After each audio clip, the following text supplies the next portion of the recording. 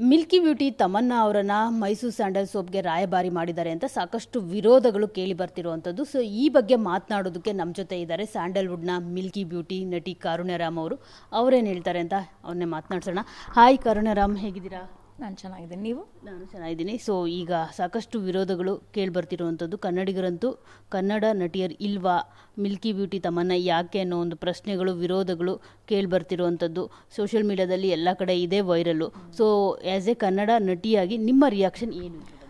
So honestly speaking Mongla ಅವರೇ, ನಾವು ಯಾರೇ ಆ್ಯಕ್ಟ್ರೆಸ್ ವಿರೋಧ ಅಲ್ಲ. ಯಾಕಂತಂದರೆ ನಾವುಗಳು ಕೂಡ ಅಲ್ಲೋಗಿ ಸಿನಿಮಾಗಳನ್ನ ಮಾಡ್ತೀವಿ, ಅವರು ಬಂದು ಇಲ್ಲಿ ಮಾಡ್ತಾರೆ. ನಮ್ಮ ಧ್ವನಿ ಏನಕ್ಕೆ ಅಂತಂದರೆ ಕರ್ನಾಟಕದ್ದು ಅದೊಂದು ಹೆರಿಟೇಜ್, ಮೈಸೂರು ಸ್ಯಾಂಡಲ್ ಅನ್ನೋದೇ ಒಂದು ಬ್ರ್ಯಾಂಡು. ಅದಕ್ಕೆ ನಾವು ಎಲ್ಲಿಂದನೋ ಹೊರಗಡೆಯಿಂದ ಕರ್ಕೊಂಡು ಬಂದು ಬ್ರ್ಯಾಂಡ್ ಅಂಬಾಸಿಡರ್ ಮಾಡಿ ಅದಕ್ಕೆ ಒಂದು ಹೆಸರು ತರೋವಂಥ ಯಾವ ಪ್ರಯತ್ನಗಳೇನು ಮಾಡೋವಂಥ ಅವಶ್ಯಕತೆ ಇಲ್ಲ. ಇಲ್ಲಿನ ಎಷ್ಟೋ ಒಂದು ಲೋಕಲ್ಲಿಂದ ತಂದು ಯಾರನ್ನೋ ಒಬ್ಬರನ್ನ ಬ್ರ್ಯಾಂಡ್ ಅಂಬಾಸಿಡರ್ ಮಾಡೋದಾಗಿರ್ಬೋದು, ಇಲ್ಲ ಕನ್ನಡ ನಟಿಯರು ಇಲ್ಲ ನಟರು ಎಷ್ಟೊಂದು ಜನ ಇದ್ದಾರೆ. ಈ ಅದಕ್ಕೆ ಹೇಳಕ್ಕೆ ಹೊರಟ್ರೆ ಇವಾಗ ನಮ್ಮ ನಂದಿನಿದು ಇನ್ನೇನು ಕ್ಲೋಸ್ ಆಗ್ತಿದೆ ಬ್ರ್ಯಾಂಡ್ ಅಂತ ಅಂದಾಗ ನಮ್ಮ ಅಪ್ಪು ಸರ್ ಅವರು ಅದನ್ನು ಫ್ರೀಯಾಗಿ ಮಾಡಿ ಉಳಿಸ್ಕೊಳ್ಳೋವಂಥ ಪ್ರಯತ್ನ ಮಾಡಿದ್ರು. ಆವಾಗ ಆ ಥರ ಒಂದು ಒಂದು ಬ್ರ್ಯಾಂಡ್ ಇನ್ನೇನು ನಶಿಸಿ ಹೋಗ್ತಿದೆ ಅಂದಿದಾಗ ಕನ್ನಡ ನಟರು ಬೇಕು. ಈಗೊಂದು ಇದು ಆಲ್ರೆಡಿ ನೇಮ್ ಮಾಡಿದೆ, ಅವರೇ ಹೇಳಿರೋದಂಗೆ ಮೈಸೂರು ಸ್ಯಾಂಡಲು ಒಂದು ಹೆರಿಟೇಜ್ ನೇಮು ಮತ್ತು ಒಂದು ಸೂಪರ್ ಬ್ರ್ಯಾಂಡ್ ಆಗಿರೋದ್ರಿಂದ ಅದನ್ನು ಇನ್ನೂ ಹೆಚ್ಚು ಜಾಗಕ್ಕೆ ರೀಚ್ ಮಾಡೋಕ್ಕೆ ಮತ್ತೆಲ್ಲೋ ಇಂದ ಕರ್ಕೊಂಬರೋ ಅವಶ್ಯಕತೆ ಬೇಡ. ನಮ್ಮಲ್ಲಿರೋರೇ ಇದ್ದಾರೆ, ಇಲ್ಲ ಅಂಥದ್ದು ಬೇಡವೇ ಬೇಡ ಅಂದರೆ Mysuru sandal it self is a brand. ಅದಕ್ಕೆ ಯಾವುದೇ ರೀತಿ ಒಂದು ಫೇಸ್ನ ತಂದು ಹಾಕಿ ಆ ಅಡ್ವರ್ಟೈಸಿಂದ ಅದು ಸೇಲ್ ಆಗುತ್ತೆ ಅನ್ನೋದು ಮೂರ್ಖತನ ಅಂತ ನನಗನ್ಸುತ್ತೆ. ಯಾಕಂತಂದರೆ ನಾನು ಚಿಕ್ಕ ವಯಸ್ಸಿಂದ ಎಲ್ಲೇ ಯಾವುದೇ ಊರಿಗೆ ಹೋದ್ರು, ಯಾವುದೇ ಒಂದು ಹಳ್ಳಿಗಳು ಮತ್ತು ಮನೆಗಳಿಗೆ ಹೋದ್ರೂ ಮೈಸೂರು ಸ್ಯಾಂಡಲ್ ಸೋಪ್ ಇದ್ದೇ ಇರುತ್ತೆ.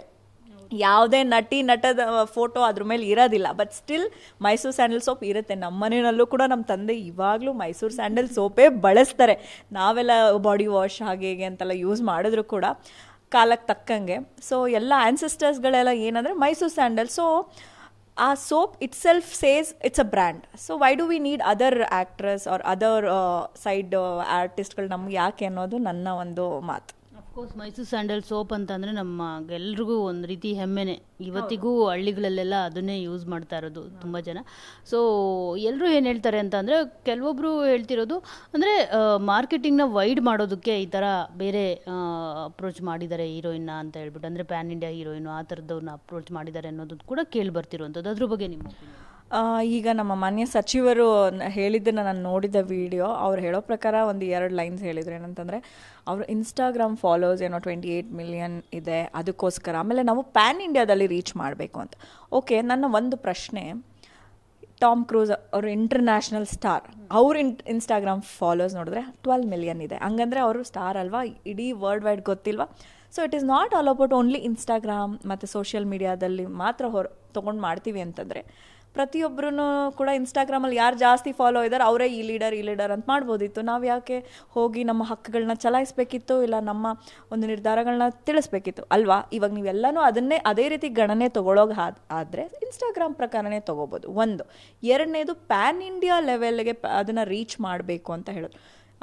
ಅವ್ರು ಕೊಟ್ಟಿರೋ ಒಂದು ಲೆಕ್ಕದ ಪ್ರಕಾರ 18% ಕರ್ನಾಟಕದವ್ರು ಬಳಸ್ತಿದ್ದಾರೆ, ಇನ್ನು ಮಿಕ್ಕಿದ್ದೆಲ್ಲ ಹೊರ ರಾಜ್ಯದವರು ಅಂತ.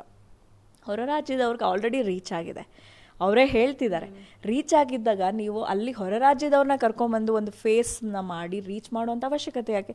ನಮ್ಮವ್ರನ್ನೇ ತೊಗೊಂಡು ಪ್ಯಾನ್ ಇಂಡಿಯಾ ಸ್ಟಾರ್ಟ್ ಮಾಡಿ, ನಮ್ಮಲ್ಲಿರ್ತಕ್ಕಂಥವ್ರನ್ನೇ ತೊಗೊಂಡು. ಈಗ ಎಷ್ಟೋ ಗಲಭೆಗಳು ನಡೀತಾ ಇದೆ. ಕನ್ನಡ ಮಾತಾಡಲಿಲ್ಲ, ಕನ್ನಡ ಒಂದು ಸಾಂಗ್ ಹಾಕಿಲ್ಲ ಅಂದರೆ ನಾವು ಸೋಷಿಯಲ್ ಮೀಡಿಯಾದಲ್ಲಿ ನಿಮ್ಗೆ ಯಾಕೆ ಕನ್ನಡ ಸಾಂಗ್ ಗೊತ್ತಿಲ್ವಾ, ಕನ್ನಡ ನಿಮಗೆ ಬರಲ್ಲ, ನಾವು ಯಾವುದೇ ಒಂದು ಇಂಟರ್ವ್ಯೂ ಮಾತಾಡಬೇಕಾದ್ರೂ ಕನ್ನಡ ಬರಲ್ವಾ ಅಂತ ಕಮೆಂಟ್ ಮಾಡ್ತಾರೆ ಪ್ರತಿಯೊಬ್ಬರು ನಮ್ಮ ಜನಗಳು. ಇದಕ್ಕೆ ಜನಗಳು ಮುಂದೆ ಬಂದು ನಿಂತ್ಕೋಬೇಕು, ಇದಕ್ಕೆ ಪ್ರಶ್ನೆಗಳನ್ನ ಕೇಳಬೇಕು. ಯಾರು ಇದನ್ನು ತೀರ್ಮಾನ ತೊಗೊಂಡು ಮುಂದುವರಿತಾರೆ ಅವ್ರಿಗೆ ಈ ಪ್ರಶ್ನೆಗಳು ಕೇಳಬೇಕು. ಆ್ಯಂಡ್ ನಾವು ಕನ್ನಡ ಇಂಡಸ್ಟ್ರಿನಲ್ಲಿ ಇದ್ದು ಕನ್ನಡಿಗರಾಗಿ ನೀವು ಹೇಳ್ದಂಗೆ ಪ್ರತಿಯೊಬ್ಬರು ಪ್ರತಿಯೊಂದು ಅವಕಾಶನ ಬಯಸೋ ಅಂಥವ್ರೇನೆ. ನಮಗೆ ಫಸ್ಟ್ ಬರಲಿ ಅಂತ ನಾವು ಯಾರಿಗೂ ಅವ್ರದ್ದು ಕಿತ್ಕೋಬೇಕು ಅನ್ನೋ ಮನೋಭಾವ ನಮಗೆ ಖಂಡಿತ ಇಲ್ಲ. ನಮಗೆ ಫಸ್ಟ್ ಆಗಲಿ, ನಮ್ಮ ಹೆರಿಟೇಜು, ನಮ್ಮ ಹೆಮ್ಮೆ ಮೈಸೂರು ಸ್ಯಾಂಡಲ್ಲು. ಸೊ ನಮಗೊಂದು ಖುಷಿ ಇರುತ್ತೆ, ನಮ್ಮವ್ರಿಗೆ ಯಾರಿಗಾದ್ರೂ ಸಿಕ್ಕಿದ್ರೆ. ಈಗ ನನಗೆ ಸಿಕ್ಕಿದ್ರೆ ನನಗೆ ತುಂಬ ಖುಷಿ ಪಡ್ತೀನಿ, ಇಲ್ಲ ನಮ್ಮ ಕನ್ನಡಿಗರಿಗೆ ಸಿಕ್ಕಿದ್ರೆ ತುಂಬ ಹೆಮ್ಮೆ ಅನಿಸುತ್ತೆ. ಇದು ನನ್ನ ಒಂದು ಮಾತು.